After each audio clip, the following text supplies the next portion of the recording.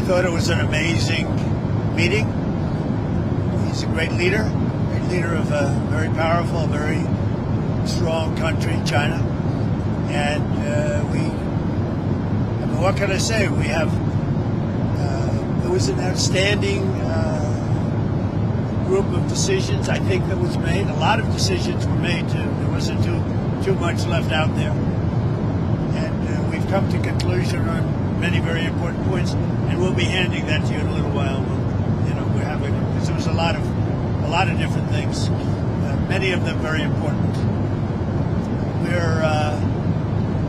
We're in agreement on so many elements, large amounts, tremendous amounts of the soybeans and other farm products are going to be purchased immediately, starting immediately. If you notice, President Xi authorized yesterday for China to start, did you know that, right? China to start buying in very large quantities of soybeans and other things, which I appreciated. That was a very nice gesture. And many other things like that. On fentanyl, we agreed that he was going to work very hard to stop the flow. It's a very complex subject because it's used for lots of different reasons, including anesthetics and things. But he's going to work very hard on it, precursors, and I think you're going to see some real action taken. I've agreed, as you know, I put a 20% tariff on China because of the fentanyl coming in, which is it's a big tariff. And based on his statements today, I reduced it by 10%, so it's 10% instead of 20% effective immediately. I believe he's going to work very hard to stop the death that's coming in. But again, it's complex because of what fentanyl is, what the precursors do. So I think you're going to see a big difference. We've had discussions on many of the elements that you're talking about all the time. You're asking me questions, and most of those things were I think agreed to for the most part. I think we agreed to almost everything in a very acceptable form. I wouldn't say everything was discussed because of the things that probably, in retrospect, we could have discussed and we didn't, for some reason, didn't come up. But if you have any questions, let me know. Go ahead. What about chips, sir? Did he agree? Did you agree to sell any more down chips? We did discuss chips, and they're going to be talking to NVIDIA and others about taking chips. Look, we make great chips. NVIDIA is the leader. And I'll be speaking to Jensen from NVIDIA, but they're going to be discussing that with NVIDIA to see whether or not they can do. I said that's really between you and NVIDIA, but we're sort of the arbitrator or the referee. It's a little rough up here. The skies are a little rough. And just to clarify, sir, that is the downgraded Blackwell chips. You would authorize those to be exported? No, not the Blackwell. We're not talking about the Blackwell. That just came out yesterday.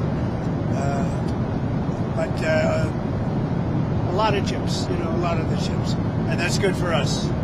How soon do you think you'd be able to sign an actual? Please, come on. You know what you do? Yeah, come on. Let me stand right over here. Yeah, hey everybody, thanks. Let me just make a point on the chips. As the president was saying, there's so many chips we already sent to China, a lot of advanced chips, etc. And as he said, NVIDIA will talk to China and see what's possible. The Blackwell chips, of course, weren't discussed. We focused on export controls of China on rare earth, and they're going to keep those flowing, which is quite important. What are the major stumbling blocks that are left now to work through, and how soon do you think you could sign a trade deal with China? Well, I think pretty soon. We have not too many major stumbling blocks. We have a deal. Now, every year we'll renegotiate the deal, but I think the deal will go on for a long time, long beyond the year. We'll negotiate at the end of the year, but all of the rare earth has been settled, and that's for the world. I mean, worldwide. This, I guess you could really say this was a worldwide situation, not just a U.S. situation. So we continue to produce the rare earths and buy the rare earths and everything else, when you see from other countries. But China is that whole situation, that roadblock is gone now. There's no roadblock at all one rare earth that will hopefully disappear from our vocabulary for a little while. So And what will is the- that a 1-year pause on the policy they announced? It's a 1 year agreement, and we'll extend it after a year. And what will like your- we do. It's a 1 year deal that will, I think, be very routinely extended as time goes by. To be, what will to your be new totally tariff- clear, they're not going to impose the rare earth controls that they proposed. President Trump and President Xi came to an understanding on that point. What will your new tariff rate on China's goods be once you It's the sign a same, deal? other than what the tariffs remain exactly the same. 55%. It's about,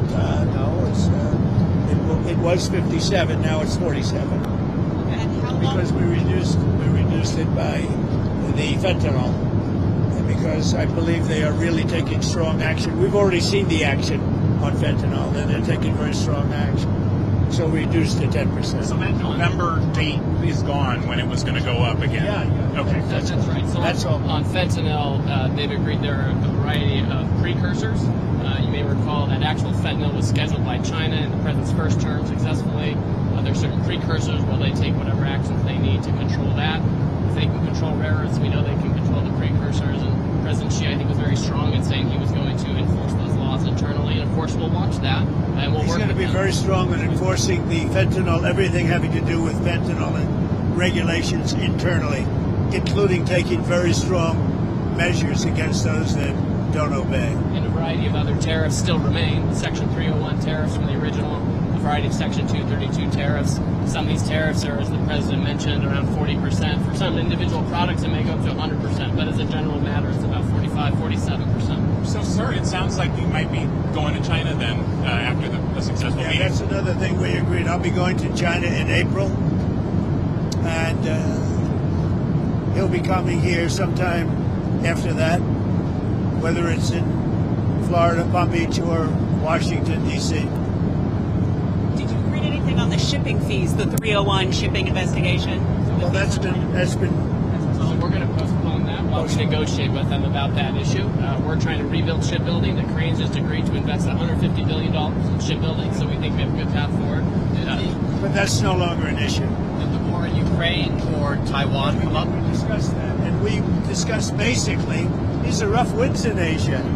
I must tell you, this is a rough flight. We could have waited an hour, maybe. This is a little tough.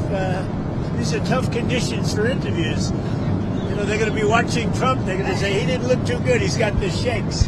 I don't have the shakes, but people are going to think I do. Pretty solid. So Ukraine, it came up. Yeah, it did come up. Ukraine came up very strongly. We talked about it for a long time, and we're both going to work together to see if we can get something done. We agreed the sides are, locked in and fighting, and sometimes you have to let them fight, I guess. Crazy. But he's going to help us, and we're going to work together on Ukraine. There's not a lot more we can do. He's been buying oil from Russia for a long time. It takes care of a big part of China. And, I can say India's been very good on that front. But we didn't really discuss the oil. We discussed working together to see if we could get that war finished. It doesn't affect China. It doesn't affect us. And I'd like to see it done on the basis. I don't like to see 6, 7, 8,000 young people, mostly young people, for the most part soldiers, be killed. It's not costing us anything. In fact, we make money, and I don't even want to talk about making money. I don't care about making money in that case. But, we send weapons to NATO. They buy full price. They buy the weapons. They give them to whoever, but I think they give them probably to Ukraine for the most part. And we discussed it. We discussed all that. We're going to work together to try and get the war with Russia and Ukraine solved. What about the Taiwan issue, sir? It never came up. Taiwan never came up. It was not discussed, actually. What else didn't come up that you thought might come up? You had mentioned you didn't get to everything. We had a long meeting, as you know, but a lot of things we discussed in great detail. A lot of things we brought to finalization. A lot of finalization. I thought it was a great meeting. I think it was a very friendly meeting. It was a good meeting for two very large, powerful countries. And that's the way we should get along with large, powerful. Why did you write your Truth Social about nuclear testing? What What about resuming nuclear testing? What prompted you to do that right before the meeting? It had to do with others. They seem to all be nuclear testing. Russia? We have more nuclear weapons than anybody. We don't do testing. You know, we've halted it many years ago. But with others doing testing, I think it's appropriate that we do also. Any Did Israel- details did around Israel- the testing, sir? Like where, when? It'll be announced. You know, we have test sites. It'll be announced. Did Israel give you a heads up before they bombed Gaza? And is it still a ceasefire if they're it's a stopping? ceasefire. It is. No, they had a sniper, and one of their soldiers were killed, and they did retribution. So we'll see. But yeah, it is a ceasefire. It's back to ceasefire. But is that What is the thinking behind reducing troops in Romania, the drawdown of U.S. troops in Romania? You have to ask. I mean, I can tell you about it, but it's not very significant. It's not a big deal. On nuclear weapons, sir, which countries do you have in mind when you say you want to send a signal? What a rough ride this is. The interviews are tough enough without your life being threatened. You guys okay? Yes, sir. That camera guy's very steady. We're going to look real bad today on television, I'll tell you. I think that, it's pretty much, I think we've discussed mostly what we said, pretty comprehensive. We're going to issue a statement on some of the details. But overall, I guess on the scale of from 0 to 10, with 10 being the best, I would say the meeting was a 12. Okay, I think it was a 12. I think very importantly, just the whole relationship is very, very important. And I think it was really good. Well, especially coming on the heels of the successful trip. We're in Malaysia. You signed a peace deal for Cambodia and Thailand. Critical mineral deals with all our allies. So many Real successful strength, meetings. right? The whole And way. so many meetings great for our country with literally hundreds of billions, trillions of dollars have come into our country over the last 4 days, represented by this meeting. But trillions of dollars, where Toyota is going to build plants, $10 billion worth of plants. And, I could go over so many different companies coming in. They're pouring money into the United States. So beyond even this meeting, this was an unbelievable trip. And I hope you're glad you were a part of it. It was big. Every country, Japan, I mean, you look at South Korea, Japan, and so many other countries that we met there, they're investing tremendous amounts of money in the United States, like money that we've never seen before. Sir, are we investments from China in the U.S., additional investments, anything like a... They have investments, and they will invest, and China, I think they feel very strongly. They congratulated me on the tremendous success that we've had, because there's never been a country that has had so much money come into it for purposes of investment, for building, for auto plants, for AI, etc. So he was very strong on congratulating me for that. But you didn't commit to any additional investment or We outflow? didn't really discuss it, but he would. Did you ever get through to Kim Jong-un about setting up a meeting? Does he have a phone? We never were able to talk because I was so busy, and really this is why we came. I think it would have been maybe disrespectful to the importance of this meeting if we did that. So I'd come back with respect to Kim Jong-un. I'd come back. It was. What do you want to talk about with him? I had a great relationship with Kim Jong-un. I think if I didn't get elected, you would have had. If Hillary Clinton came in at the time, who he doesn't like too many people other than me. If you want to know the truth, I think you would have had a big war. Could have been a very bad war too. Sort of with the nuclear announcement, just one more on the nuclear announcement. Do you worry that we're entering a more risky environment when it comes to nuclear issues? No, I don't think so. I think we have it pretty well locked up. But we have more than anybody. But I see them testing. I say, well, if they're going to test, I guess we have to test.